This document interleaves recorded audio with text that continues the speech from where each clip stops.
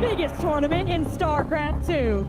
We have 18 of the very best StarCraft 2 players ready to duke it out for their share. I'm looking forward most to crossing Klemsky, just because he did take me down last time, and then he also took my key last time, so I think that's already enough reason. Trying to take a trade here. He knows that he's going to get further and further ahead if he does. And that's going to be it. GG. I would say I'm in very good form. I've changed up method of preparation this year a little bit. Let's see if it works out. Damage being done already. Another storm. Man, every single queen and the lings getting hit by that storm. These 10년 동안 프로토스 우승 데가 없었는데 10년 만에 프로토스의 우승자 제가 되겠습니다. Be just a little bit too late and boom, blink forward, wipes up the army. GG. 10년 만에 프로토스 우승의 주인공은 저입니다. Best of luck to you. 빠르게 떨어지진 않겠습니다. 지옥에서 살아 돌아온 만큼 꼭 이번엔 우승까지 해보도록 하겠습니다. 전부 부수겠습니다. I'll try to repeat last year's performance and do it all again.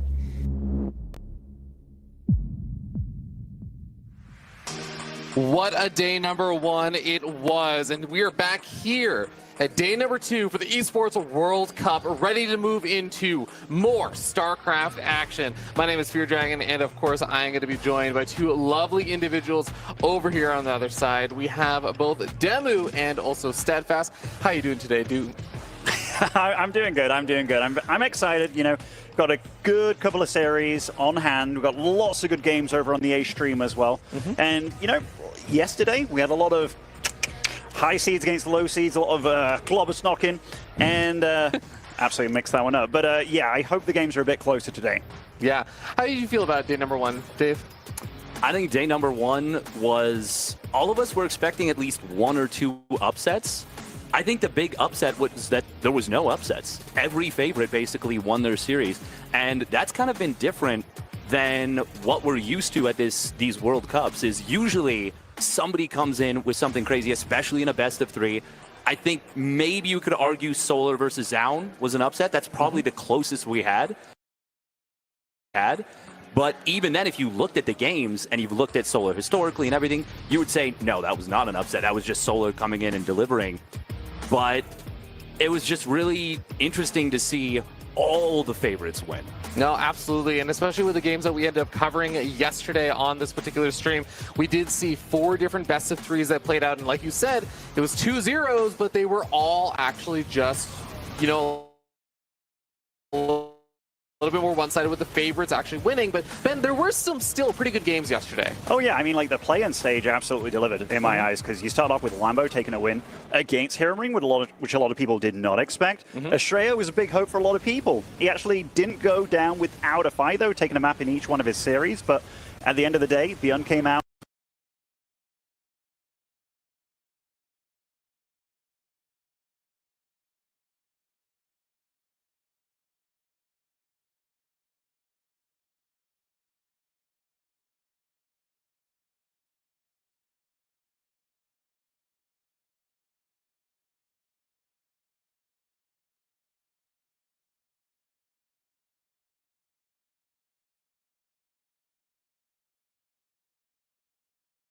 The favorite, and he came out in first place, rightly so, did very well.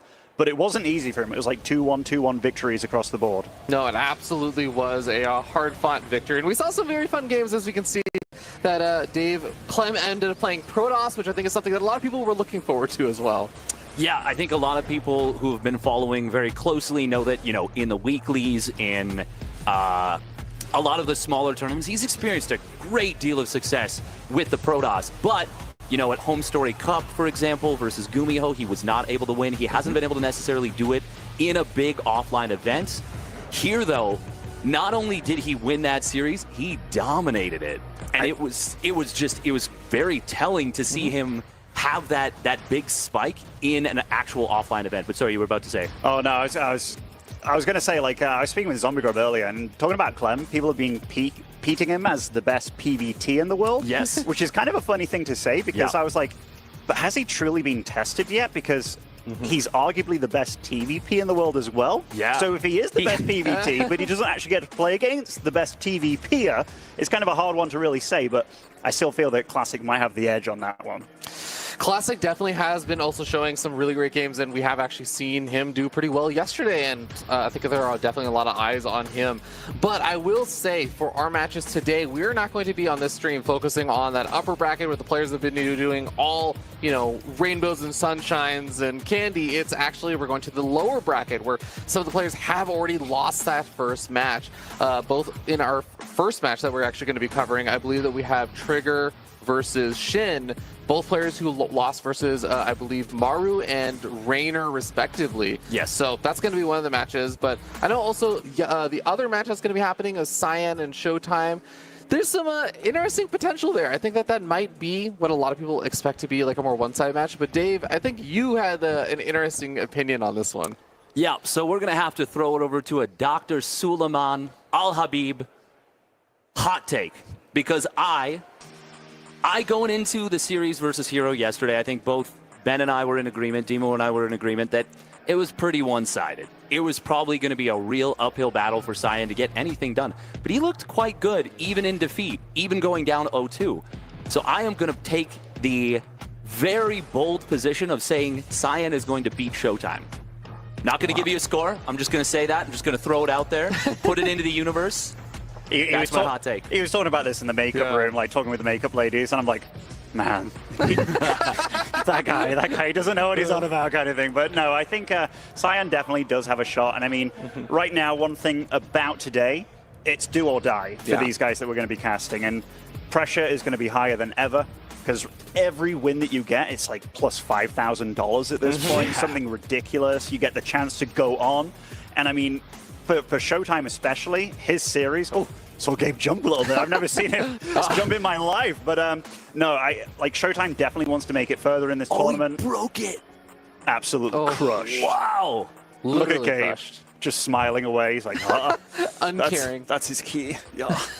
I broke it like I broke his spirit. Well, Ben, I'm going to actually piggyback off of what you were saying then, though, and ask you, do you agree then with Dave's take that, like, okay, Cyan, maybe hot take that he's going to end up winning or something there? Do you think that is, in fact, the, like, a match of the day, you would say? Or are you more looking forward to the other match that we have? Because we have two options between our match of the day. So I'm going to say I do prefer the idea of Trigger versus Shin, just because Trigger has shown that he can duel with the best Zergs in the world, such as that recent series with Solar. Yeah. Narrowly lost 2-3. Could have won. Showtime, on the other hand, Cyan, I wouldn't be surprised if Cyan takes a map, because his builds were very good, and they were the kind of builds that can catch you off guard. But I still feel that Showtime he's the wall, you know? Like, going up with your cheeky stuff against somebody like that is going to be hard. But Trigger, I just hope that he can reel it in a little bit, because yesterday he got blown out the water. Like, it wasn't just about being outplayed, it was about being outsmarted. Like, you could really feel that Maru's prep was just tailored for throwing you off your game, and I just hope that you can keep up with Shin on a fundamental level. And that's going to be really interesting to see, Dave, because Shin isn't exactly a reserved player either, right? No, he is one of the most tricky Zergs in the entire business. We've talked a lot about ZVP and TVP and, you know, energy overcharge, storm, all that jazz. What that has ultimately meant is that a lot of Zerg players, already this was a thing, a lot of Zerg players didn't like going to the late game in ZVP. Now, they even more so really don't want to get there. They don't want to have to deal with the unabductable mothership. They don't want to have to deal with the Tempest. You can absolutely play it out, as we've seen players like Cyril, Raynor do, but Shin has never been that guy anyways. He has always been a very tricky mid-game Zerg. A lot of Hydraling Bane, lot of Roach Ravager, Queen walks and drops, and he loves his Muta switches. And he is still very willing to go for a heavy mid-game play and then go into like a lurker timing behind it. All that is to say that he is an incredibly dangerous and slippery opponent in a ZVP matchup against a player that maybe isn't as experienced at dealing with all of that very harsh trickery. Stressed about planning a birthday party? Tired of the same old celebrations? The Coliseum in the Leighton Hills Mall is here to save your party. But here's the best part. if you book before June 30th, it doesn't matter if your party's in December, but if you book the party before June 30th, you're going to get 2 free gifts. You're going to get a summer punch pass. That's 6 day passes, a value of $120, absolutely free. And you're also going to get a free RC shirt painting experience. And what I mean is your birthday boy or girl, whoever the birthday party's for, is going to get to design their own shirt. That's another $25 value. So if you book before June 30th, you're going to get a $145 value on top of the party. That's only part of the good news. The other part of the good news is we are the cheapest party in town per person, period. You're not going to find another party out there that lets 20 people come and play for the price that we offer it at. And on top of that, you get to bring your own food and drinks, so you can lower that price even more. We even have a fridge in the party room that you can use at your discretion. So book now. Don't miss these incredible free gifts before they end on June 30th. Book your unforgettable Coliseum birthday today and make sure that you get the awesome $145 value that we're offering.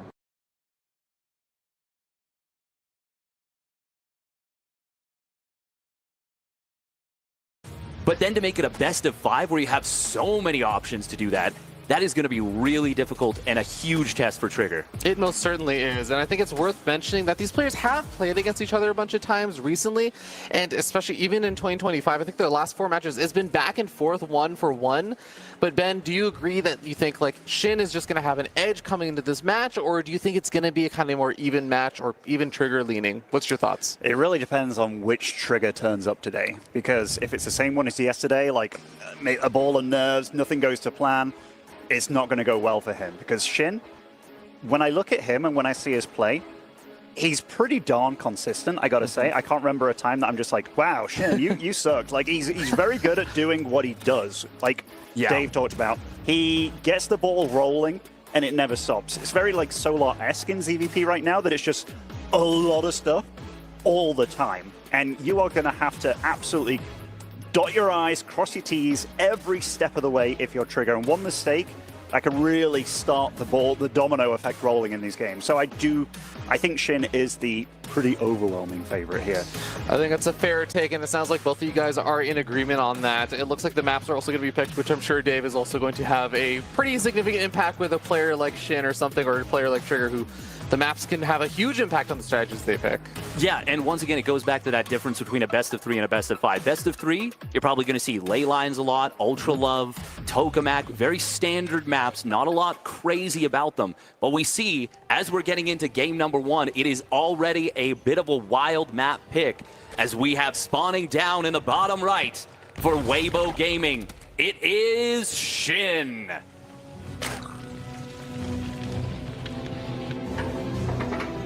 And spawning over in the northeastern side, representing Basilisk Gaming, it is Trigger.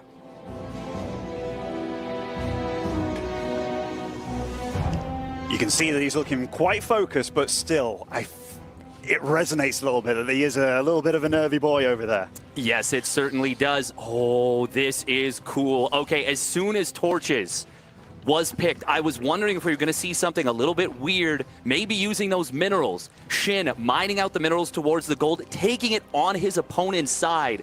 This has a lot of potential here. He, of course, can mine from that gold base. It's going to power up any early game builds. And then if he builds transfers drones over there, they're going to have a very short trip to mining out the back. This is already something that is going to put Trigger to the test in a big way. Trigger does, of course, see this very early on, but there is going to be a 1, identification of what's going on, and 2, what do you do about it? That's the big thing, because I love it when the more experienced players go up against the less ones, and they throw them off straight away. It's wonderful to see, because right now, Trigger, I know him as a guy, he loves to do what he does, and right now... Oh! That was such a cool idea. I saw it. Oh, man. That would have been so sick if he got that block. It would have. You can see Trigger just in the body language there. He was kind of like, oh, damn, that didn't work out for me at all, did it? And right now, you've even got one drone moving a little bit more further forward. And I like the fact that he's going for that as well, trying to open up the hole earlier. So not super greedy, but just making your options available early on. This is cool because obviously a range unit later on could stop the drones from gathering all entirely. And this is going to be a very boosted Zerg economy early on. It is, and this is a little bit awkward right now for Trigger because you have to respect it, but he's not really doing anything. He hasn't put a pylon in vision there. He doesn't have a probe watching that position. Of course, Shin has vision that there's nothing at those minerals. It could be more than just a single pathway that's open. We could see a 2 or 3 gap wall opened up and maybe a Roach Ravager play, Roach Queen. There's a lot of options right now.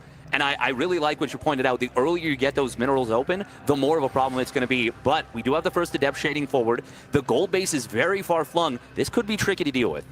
Actually, did he even get to open up the whole wall on the minimap? It's a little bit tricky to see there, but let's see. Okay, so it's not fully open yet, just one little gap done. And I mean, that can affect your opponent's pathing for how they move their units and being like, oh yeah, it's not mined out yet, right? But Trigger has no vision over there. These 2 Adepts in a nice spot here to stop any kind of drones moving through. Good scouting as well. This is going to be potentially very dangerous for Shin. We do see a nice little trap on the first Adept. Oh, big surround. That did not look like a surround at all. Huge little find right there. 2 drones do go down, but that is, honestly, considering the threat of a potential Ling run by, that is a big loss for Trigger. He does have a worker lead right now, but we got to remember there's a gold base. Oh, the Spore is not in time at the gold base, though. This is all going very well for Trigger, actually. Like, 2 Adepts for 2 drones may not sound the best, but the lack of mining time as well, the Oracle follow-up, and now you've got a 38 probe to 25 drone. Shin is committed to going all in at this point. Like, yeah. And that's what we see exactly. And he's going to have multiple avenues to get in here. That drone is getting through. And what will Trigger have available to deal with this? Well, the big problem right now is that there's a creep highway towards this. There's nothing in the main base. Trigger did not respond to this at all. This is why I didn't like the loss of those 2 Adepts. There is just nothing to defend right now in the main base. This is disastrous for Trigger. And this was such a cool prep build from Shin. Oh, we do see the energy recharge. Is that going to be enough to kill one of these queens? Yes. Oh, and he saves the Oracle. Is there more queens behind this? If it's only 2, okay, there's the 3rd queen showing up. That last Oracle there. No shield battery here either, so once those Oracles are out of energy, these units are going to start flopping about and no mining in the main. There's just more Lings coming, and even an aggressive Spore Crawler coming down. Spore. Yeah, that's great. And I mean, the Queen count's low right now. The drone count's still very low, but the amount of damage being done here is huge.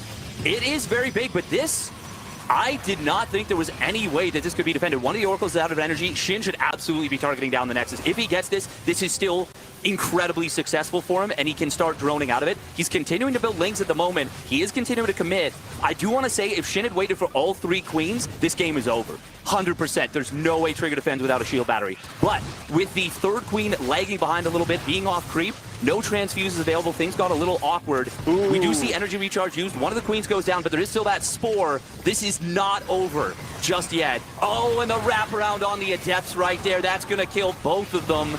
Oh, no, never mind. Shield battery does get the save. I tell you what, this has been actually a really decent attempt to Trigger, like getting that 3rd base up and running. All of a sudden, his economy, he's back to mining full potential here. This Adept count's getting higher as well. And that energy recharge used on an Oracle just to make sure he has more to deal with these Lings.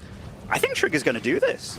I want to know how many queens Shin has right now, because that is really what has kept Trigger in this game, is the fact that the queen count kept getting whittled down, and Shin has not been able to get enough anti-air here. He does move the Spore forward, but these Spores are going to get, or the Oracles are going to get a lot of damage. They target down the Spore itself. 2nd Spore showing up.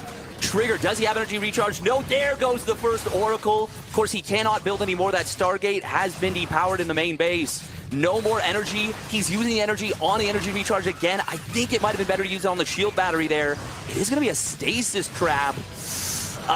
This still looks like Shin could do it just here and now. Using it on that Oracle over there really didn't get anything done. All it could do was put down a stasis trap, which gets 1 Ling. I mean, it is doing a good job of blocking on that right side, but the Adept count too low, and there's like maybe 1 or 2 Adepts in the back there. Queen arrives from the left side all the way across the map, and the Zerg is here, the Swarm is here, and Trigger, with a heart rate still at only 99, he's looking for a little bit of an exit out of this game, and Shin, I tell you what, that was a nice prep strat from him. Very cool prep strat. That queen took the longest route of all time, and it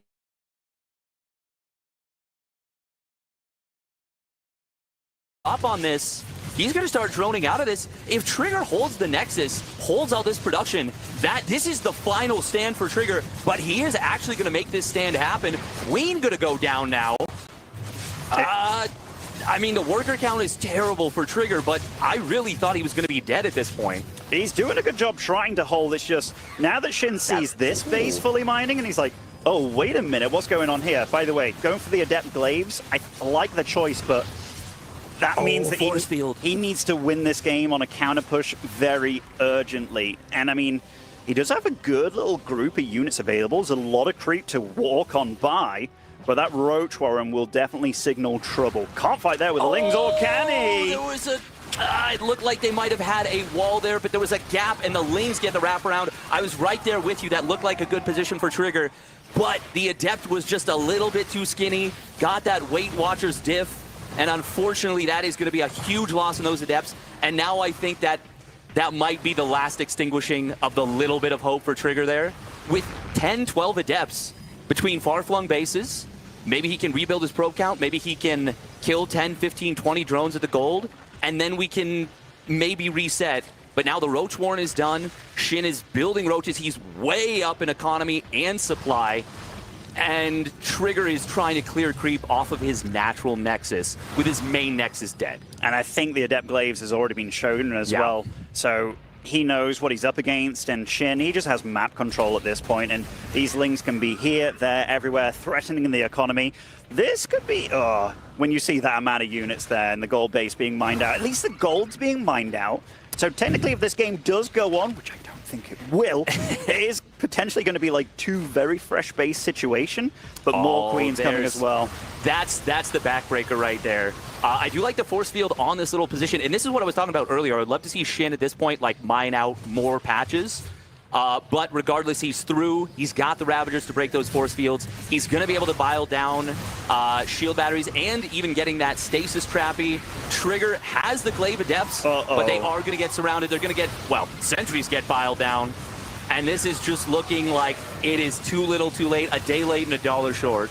This is brutal, man. Brutal. It's just way too much Zerg at this point, and you could really tell, GG, Shin takes the first game.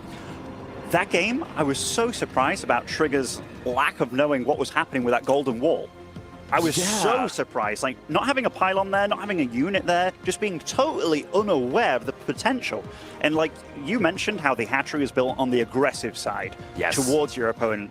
To me, I scout that and I'm like, okay, why would you do that? Like, it has to be for having a rocket jump to get to your opponent faster. So the fact that Trigger just didn't at all think about that, or if he did think about it, he thought he'd be able to hold anyway, but yeah, that was a bit of a blunder in my eyes. I think so, but on the other side, we got to give a huge, huge bit of credit to Shin for coming with an immaculately prepared build. That is the kind of build that you save for a world championship right there. That is the kind of build that once it gets scouted, I'm not going to say it's completely unviable because you still got an early gold base, but there are ways to deal with it. Even for example, just looking at Trigger pylon blocking. If he successfully pylon blocks those drones out, this game goes on down a completely different path, and it's going to be very, very uncomfortable for Shin at the best. But I do have to agree with you a little bit. That is something that I think if Trigger gets to even 5 minutes to think about that, it's a very, very different game. It definitely is. And right now, Trigger just hasn't been able to play his game in any one of these series so far, which is unfortunate for him, but you can definitely see that he looks a little bit troubled there. Like, it's not a comfortable young man sitting there and just being like, you know what, I'm going to play some StarCraft. And he looks very flustered, a bit frustrated as well, and hopefully he can just kind of... No, you choose a human over a... Witness. I must save my family. We'll have to move fast. Hold on! Together, you will die. Together, strong. Quite an adventure, isn't it?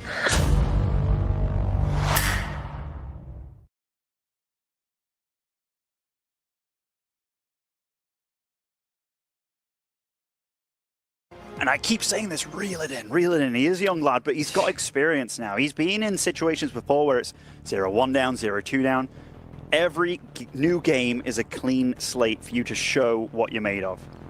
Yeah, but it is very difficult to keep that in mind when you're on the stage, when you know, if I'm down 1-0, this is my last chance. Like if I lose 2 more maps, I'm out.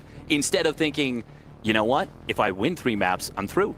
I play the map in front of me. I think that's the best advice you can give to someone. As we have spawning in here on Maganatha, up in the top left for Weibo Gaming. A brilliant strategy in game number 1. Can he pull it out again? It is Shin.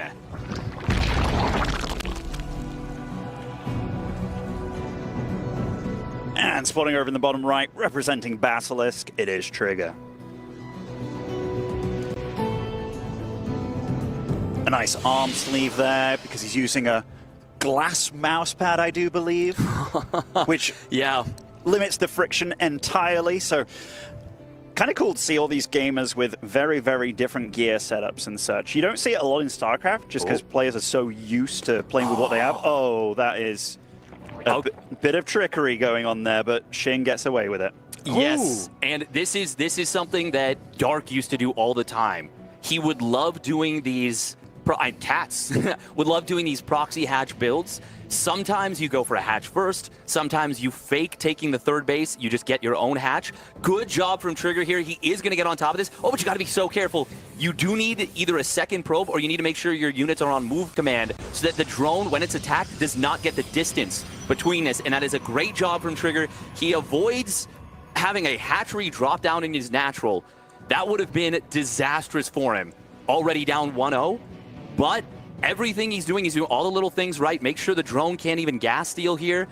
Excellent small little moves to make sure this doesn't turn into a very awkward and unpleasant game for Trigger. And now the Zerg gets the revenge of doing the cheeky mineral tricks here to the opponent. And yeah, I like that Shin is going for the uncomfortable kind of openings, right? Like it's a little bit off. It's not something you see every day.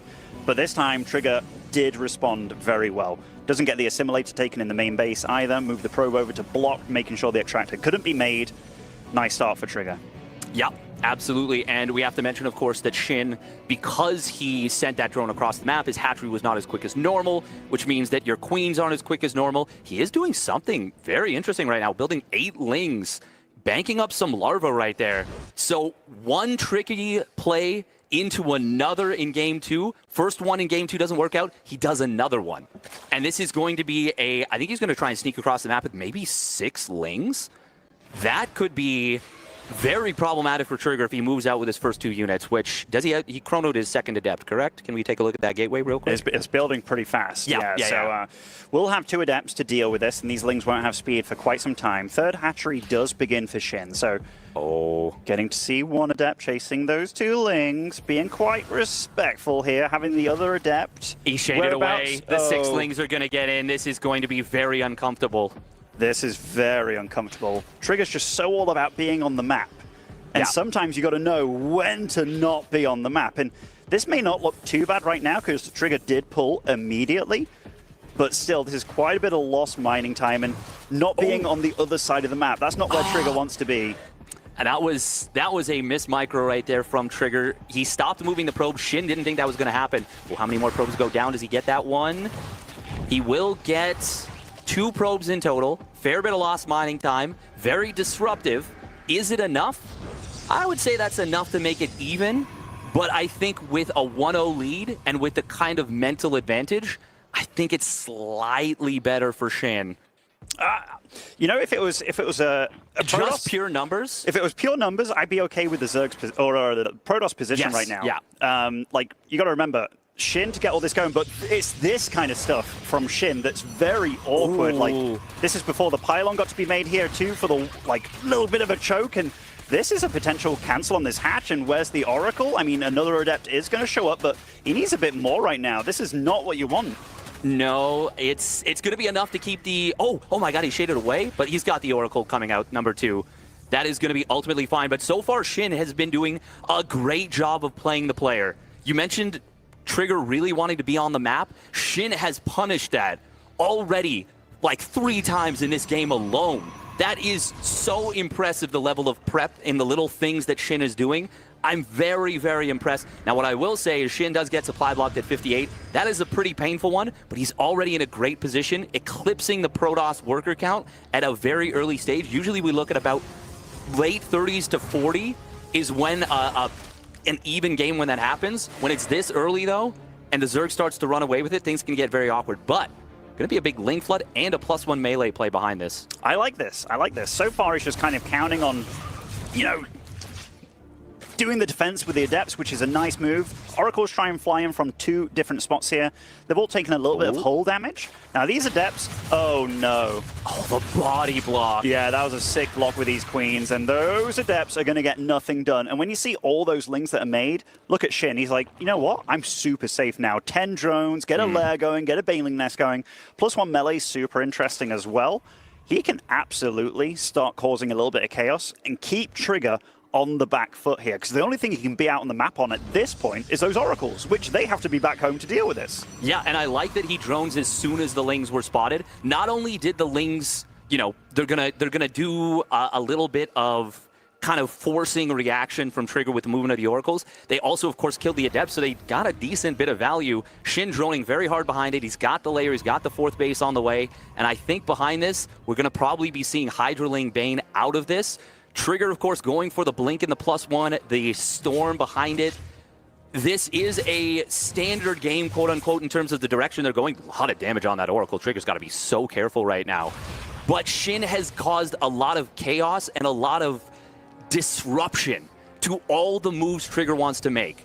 The only time that Trigger's gotten any success is those 2 drone kills on the 3rd base, really. Yeah, I mean, probe count losses have got to be pretty minimal on Trigger's side, so the fact that he's hunkered down on this 3-base situation, yeah, 3 probes to 3 drones, is actually not bad at all. It's just, when you're in a position where you've not been allowed to move, that's uncomfortable for any Protoss, but for Trigger especially so. But Storm coming online, got Blink coming on, +1 ground weapons as well. And I think you're absolutely right. +1 melee coming on, got Hydra. It's going to be a huge Zerg army appearing in a good couple of minutes. Yeah, and it's going to be a big economy for it, too. A lot of times we see some relatively, or well, not relatively, very committed attacks for this setup off, you know, 60, high 60s, maybe low 70s drone count. But on 78 drones, adding even a few more, you can really pump a lot of Hydraling Bane, and it is very scary to deal with. Now, do we have an Overseer done on the map somewhere? I just want to see if that's the case. For now, of course, we do see a little engagement coming through. Good blink micro here from Trigger. And that is going to be a nice little small trade for Trigger. But is there an opportunity to contaminate the... Okay, I think he might have made a play at contaminating that Psionic Storm, but it was denied. Very, very hunkering down heavy tech play off 3 bases before that 4th Nexus comes down from Trigger. It really is, and it's a lot of tech as well. And the Fleet Beacon as well, is that going to be for Tempest to deal with this? You got drop Overlords on the way. You did get the Overlord speed as well.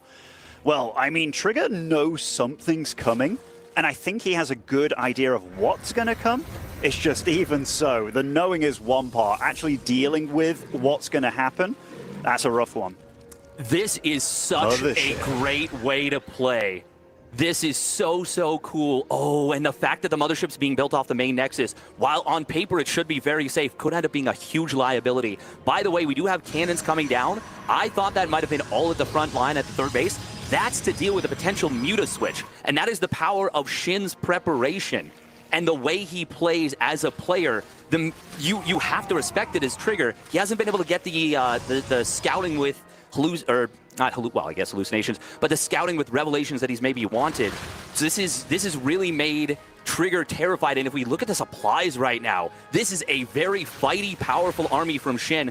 Trigger, he's going to have a lot of defensive power, but he is going to have some very cost-efficient defenses. Here comes the drop into the main base. The cannon is going to be helpful. It is not going to stop it, though. Baneling's rolling into the 3rd base. This is going to be a lot of dead probes. Trigger is in so much trouble. There are attacks going on here, there, and everywhere. The main base being taken out as well. Is this going to be before the mothership can get out? Mothership? I think it is. It's going to be before the mothership can get out as well. That is absolutely brutal. There is a carrier alive, though. It's done.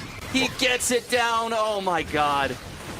And now, he might have one storm available there, but even so, this is Shin coming in here, still on 80 drones behind this High Templar's R-Snipe. Still one is available, but this army got absolutely massacred. And where all those photon cannons are at that fourth base of his, it was almost totally ignored at this point. And rightly so, it was the most defended area, went everywhere else.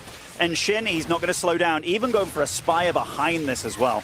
Yeah, that's going to be to deal with any potential Tempest. We see the natural expansion, gateways being depowered, cybernetics core being depowered. Mothership has no chance of popping out here at this base. Trigger has to be feeling just desperate at this point. He is now down 2-0. GG is called. Very well done from Shin.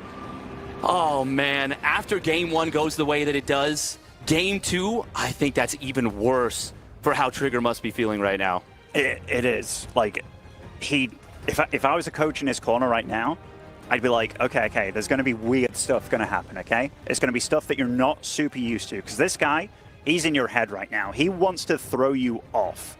So when you feel that it's a good time to move out with those few units that you have to be expecting a second wave to come, because that's what he's all about right now. So just be a little bit careful. I know, like, there are players that really live and die by the best defense is good offense, which it really feels that Trigger is trying to do here with a few units on the map. But Shinny's just like, oh, you're going to be aggressive? Well, my units move really damn quickly, and I'm going to be in your face, so that's not even going to be part of it. And he's absolutely finding a kink in the armor right now, where it's just he's able to exploit weaknesses that Trigger maybe didn't even know he had. Yeah, this feels like we're watching a prize fighter, a boxer, going up against someone that knows every pressure point and is just jabbing in. And, you know, Trigger goes for a small little jab, and Shin hits him in the elbow, and his arm just kind of collapses and flops on his side. Like, that happened about 8 times in that game. The Overlord drops were brilliant from Shin. Without that, I actually think Trigger's totally fine. He's got Storm, he's got a bunch of cannons, batteries, he's teching up towards the Mothership, but as soon as that happened, Trigger panics, he sends his army back into the main base, High Templar gets surrounded in the middle as well as those Blink Stalkers, the cannons are abandoned, the probes are abandoned, the Mothership gets denied at 95+%. If that pops out, you can cloak the main base, you can save it. That is so close to just not happening at all the way that it did. But Shin was so well, he just executed everything so well, and he just read his opponent like a damn book. Yeah, I'm actually, when I've thought of Shin before, I've always known him as a very good mechanical player, but the way that he's gone into this series, I've enjoyed how he's really thought about it as well. You saw it from Maru, how he went into his series with Trigger, and it was a lot of, I'm going to try and mind game you and throw you off, and Shin's doing exactly the same. And here, getting into Incorporeal, spawning over in the top left-hand side for Weeboo Gaming, it is Shin.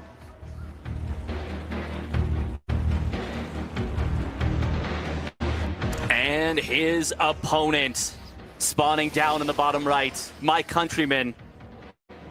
He needs your energy for Basilisk Gaming. It is Trigger. The last Canadian standing.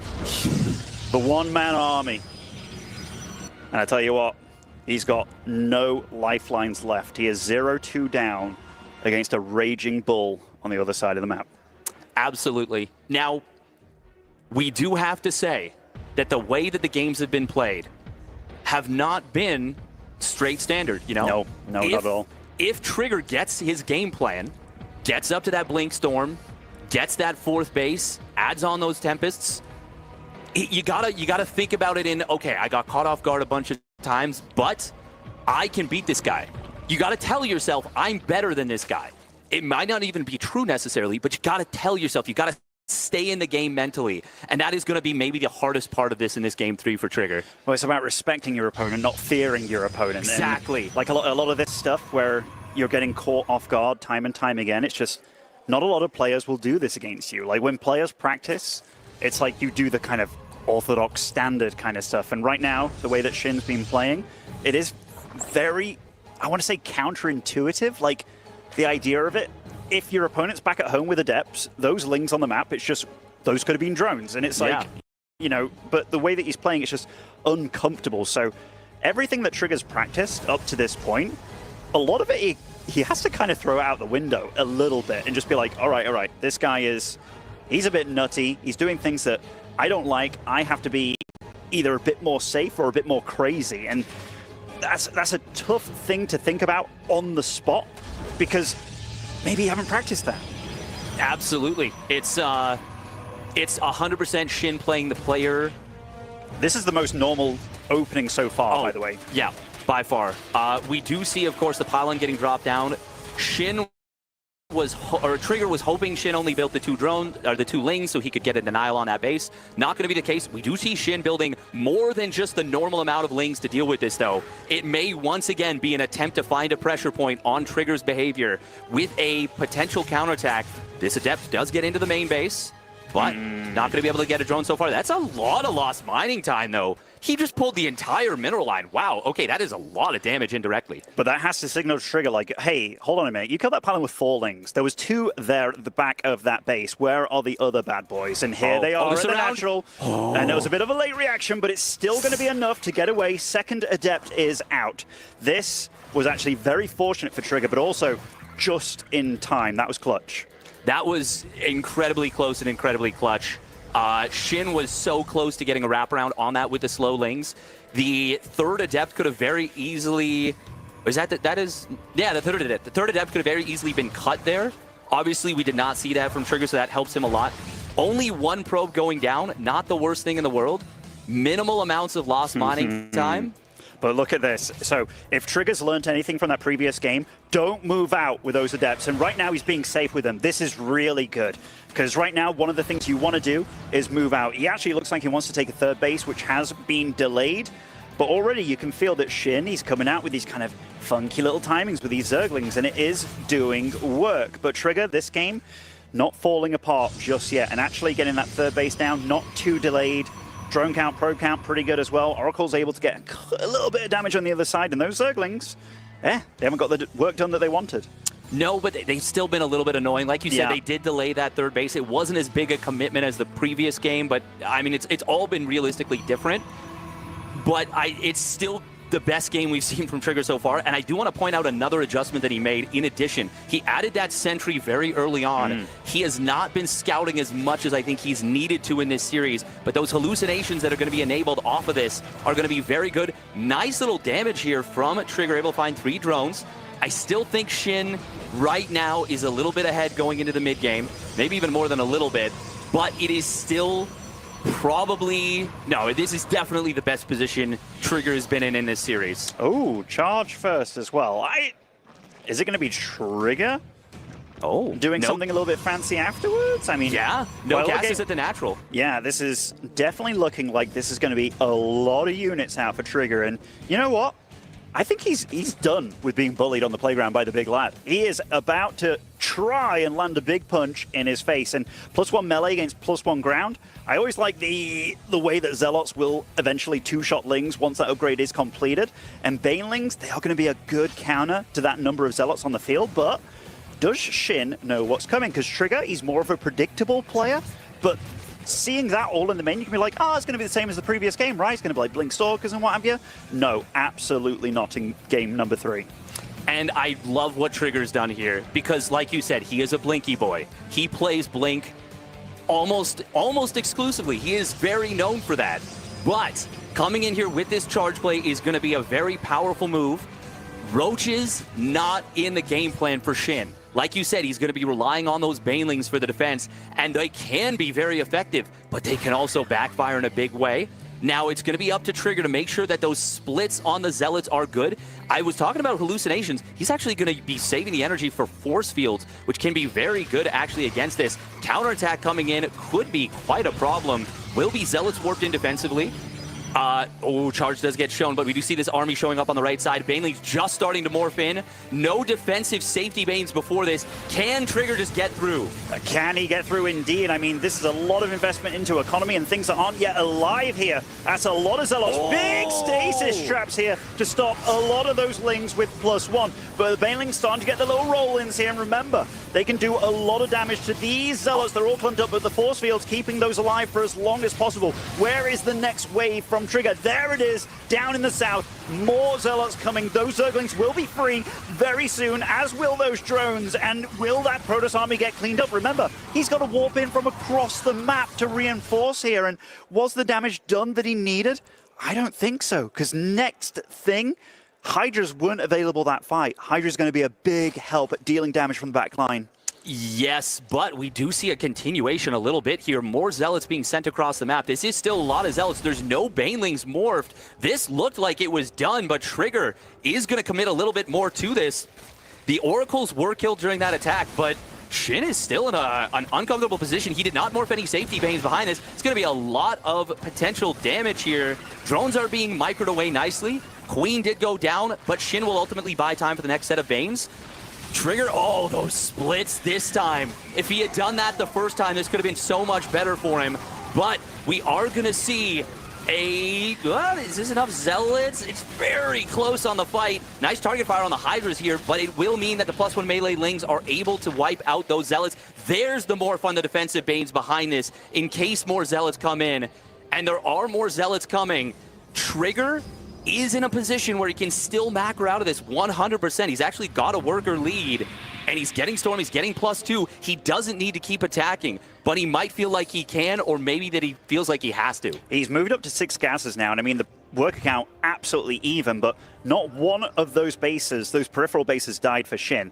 So he is okay economy-wise. The creep spread's pretty decent on that side of the map as well. Archons have joined the fray, and they are going to be fairly brutal. They can get countered by the Hydras, but I tell you what, so far the fight's happening, and I'm not sure if this is what Trigger wants, honestly. I mean, that War Prism is very exposed to these Hydras, but there's only 5 of them alive. One Archon does fall, was not picked up. More Hydras joining the field as well. And if there's one thing that Archons do not want to go up against, it's Hydras in very high numbers. And I think Shin is holding this pretty darn well. Actually, the War Prism also eventually going to get sniped here. Ah, good hold by Shin. Very good hold right there. Oh, man, I think Trigger had a small misread on this game. He is going to be able to hunt down maybe both of these Hydras. Okay, no, one of them will be saved. I think Trigger had a misread on this game.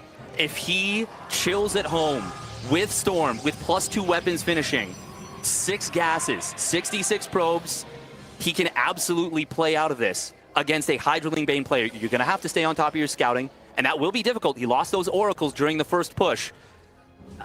But attacking in like that has thrown away a lot of units, and now he is going to be in a very uncomfortable position. Lings are going to try and deny this base, but Trigger does have enough Zealots here. He's still able to 2-shot those Lings. It's still a position where Trigger, if he gets strong defensive fights, can potentially make something happen. Like, look at Shin's drone count. He's only on 65 drones. He's heavily committed on Hydraling Bane, but this is a big, powerful punch that is going to be coming. Yeah, I just wanted to hint at something that you were talking about before, like Trigger maybe to keep the foot on the gas for too long. It's just he's been forced to play a situation that maybe he didn't want to. So it's like very, very uncomfortable with that. It's a lot of Zerg. It's not quite as supply imbalanced as the game before, but the amount of tech that Trigger has available here, much healthier. Those High Templars get absolutely blown up by those Banes, and already not the start he was looking for. And this choke as well, look how good it is for these Hydras here. They are in high numbers, great upgrades on them as well. Got range, speed, you name it. And here taking down the first line of defense. Even that Immortal walks forward, gets bonked and drops its Immortal shield. This is brutal here, and Shin, he can just go here, there, wherever he wants. There is a Zealot counterattack on the other side of the map. If there was a way to defend this attack, Trigger is finding counter damage. I just don't see how he's going to do so. Immortals are low on HP. The High Templar Archives was taken down. That means no more Storms. Hydras are marching forward here for Shin, and he is on his path to victory. Trigger forced to tap out. Shin advances on to the next round. Immaculate series from the South Korean Zerg. Really cool series by Shin. Like, he played smart, mechanically, fundamentally very, very solid. And it wasn't easy to read what he was going to do. Like, Trigger was constantly in a position where he's like kind of doubting what he knows and being like, how do I adjust? How do I deal with this? And it just felt like everything went according to plan for Shin. And he got to play his game. That's so important when you go into a series like this. Making sure that you're doing the things like the very forward gold base, super cool. The second game was also a little bit weird. Third game even went for a hatch block attempt. You know, the whole thing was all about, I'm going to throw you off and not let you play what you've practiced. And that is a brutal part of StarCraft 2. It really is. And I'm simultaneously so impressed with what Shin pulled off and so sad for Trigger at the same time, because that is not the Trigger that we know as a community. Anyone who's watched his streams, his games, we know how good he can be. He didn't get to play his game. He didn't get to play a single one of his games, not in the entire tournament. But when you play in the big leagues, like this is the World Championship where everything over the whole year has been lined up for this moment, and you've got to come in ready to throw your opponent off, not just to constantly get thrown off. And I believe we will be heading to an interview with the man himself. Take it away, Ravi.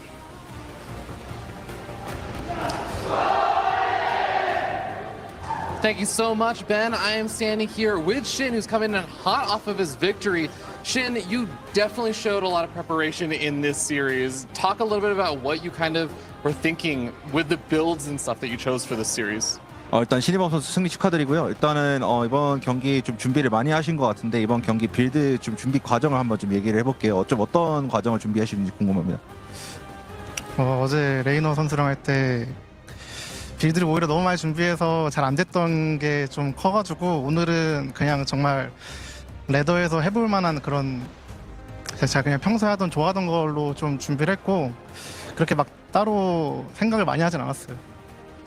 Yeah, well, yesterday actually I prepared a lot of builds for the matches, but it didn't really pan out. So actually I just dwindled down on using the builds a bit. It's just I tried to pull the plays that I used to do on the ladder stuff. So I think that went well. All right, and in game number 3, I think that was where things got the diciest and the scariest. Were you a little bit afraid in that game, or did you feel like you were starting to lose control, or did you still kind of feel like, no, I got this? 이제 3세트에서 좀 많이 흔들리는 모습이 있었는데 그럼에도 불구하고 좀 이길 수 있겠다는 자신감이 있으셨는지 아니면 좀 불안하셨는지 좀 궁금하네요. 1, 2세트를 하면서 트리거 선수가 많이 긴장한 게 좀 보여가지고 사실 세 번째 세트도 제가 빌드에서 진 거라서 원래 져야 되는데 예언자 컨트롤도 그렇고 뭔가 다른 컨트롤도 그렇고 뭔가 제대로 안 되더라고요. 그 상대분이. 그래서 이길 수 있었던 것 같아요.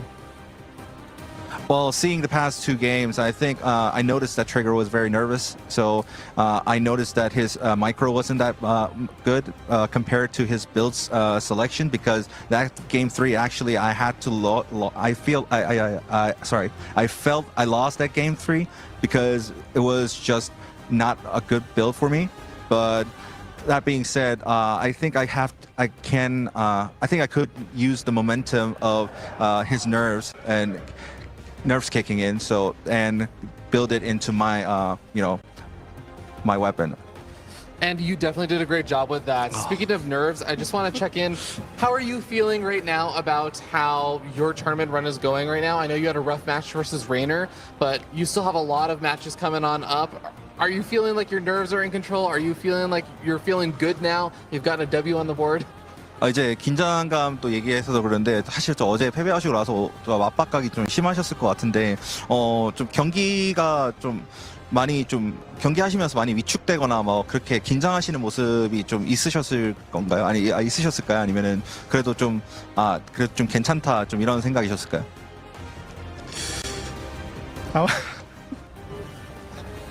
진짜 오늘 떨어지면은 너무 진짜 너무너무 힘들 것 같아가지고 압박감은 있었지만 그래도 긴장 안 하려고 좀 많이 노력했어요.